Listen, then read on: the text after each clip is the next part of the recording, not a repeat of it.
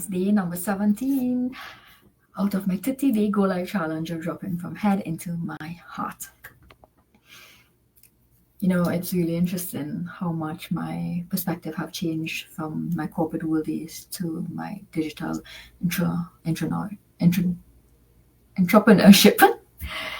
It's like chalk and cheese. Even before I went into that role as a civil engineer, when I was studying to be a civil engineer, when I was in the University of the West Indies, that's the university I went to school in, we had to do teamwork, and I would dread those assignments where I had to work with other people. And I found that any group that I ended up in, there were always myself and maybe one or two other people who would end up doing all of the work. And then the rest were just slackers. And I always found that it was unfair that the rest of them got that same grade, an A, when we did the work. And I always wish that you could just single them out and you can just feel them, right? But that's not how life works, is it? And I guess I had a limiting belief or hesitation every time the word team came up when I actually did start to work. Because to actually function as one, you need to build a team. As a project manager or a project engineer in the beginning, you need to have a solid team around you. And that's something that wasn't really fostered in the companies that I worked in, particularly the last one. And I don't know why, I don't know what it was, but I was able to foster that with a few people, just like I did when I was studying. But I'm talking about like to expand it to the whole entire people, right, that you're working with. And I wasn't able to do that. And I obviously started to think that, well, something is wrong with me. But it's not that something's wrong with me. It's that I brought all of that fear from my university days, where immediately when you hear that you have to work with a team, immediately you go looking for the bad in everyone. Oh, I know that person is going to do that. Oh, I know this person is going to be late. Oh, I'm not going to give this person much responsibility. I'm just going to take it for myself immediately, right? Of course, we're always going to meet people who don't pull their weight, but that's not your business, that's theirs, right? But when you make it your business, it starts to get heavy. And that is how I actually ended up being overworked in the corporate world. Because I took the burden upon myself, right? I decided to not let it fail and fall. And I did approach managers to ask for help and guidance. It didn't go anywhere. But, now that I'm in my business,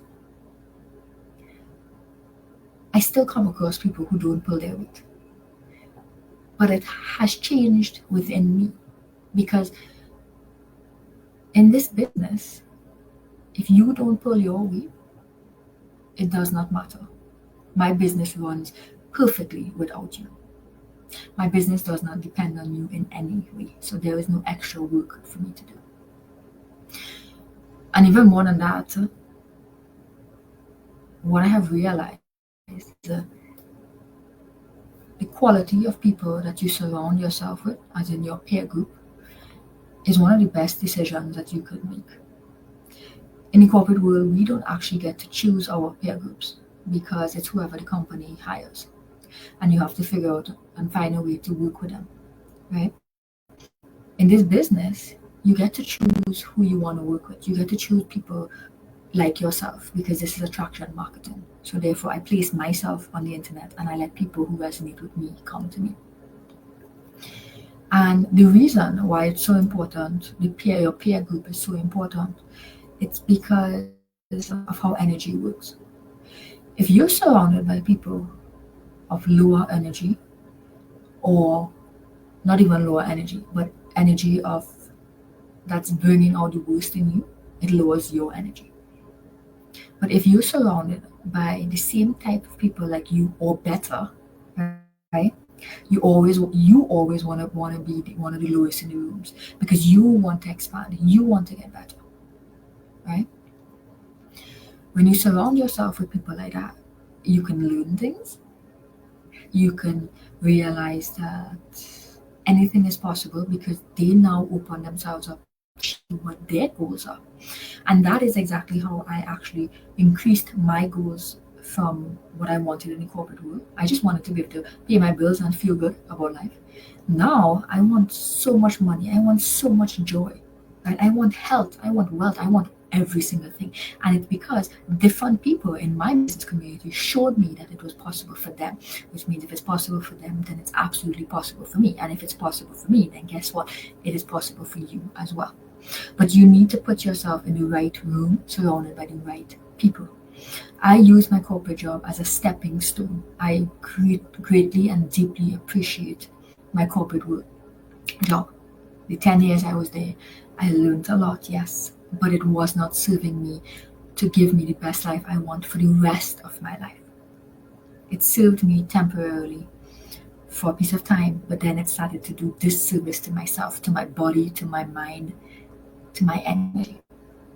And you need to recognize that. And one of the reasons for that is it's the people that you surround yourself with.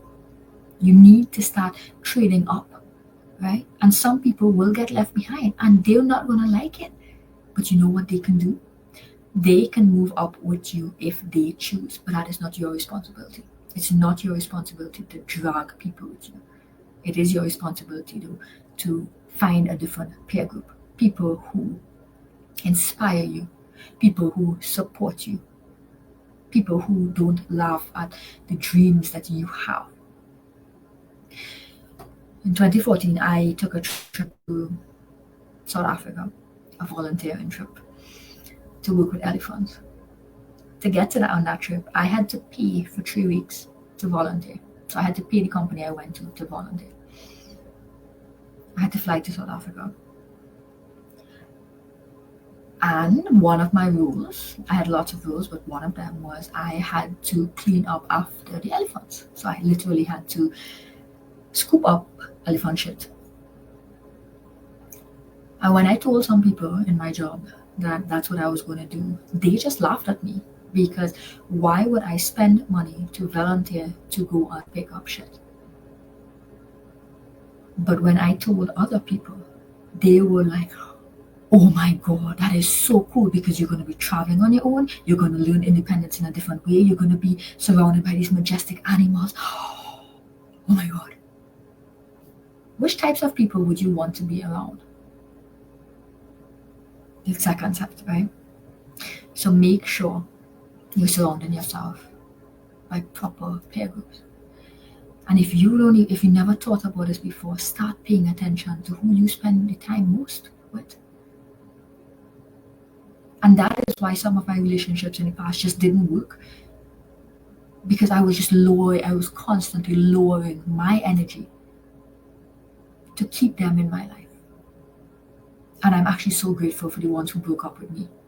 Because for some reason at that time, I was choosing companion, no matter how bad it was, over myself. So the fact that they broke up with me, I have gratitude towards them. Because they created that space for me to wake up and realize, no, I'd rather be alone than have the wrong company. Because when I'm alone, I'm in charge of my energy. Now I've learned when I'm in company, I'm also in charge of my energy, but I couldn't do it at that time. So start paying attention to your peer group and do not feel bad if you have to leave some of them. Because at the end of the day, you're put on this planet to go really far. But that's your responsibility, not anyone else's. It's not their responsibility to give you handouts, to make it easier. The pain and in the growing pains, that is where you become and blossom into the best person you could possibly be. And it's your peer group is one of the most important aspects of that.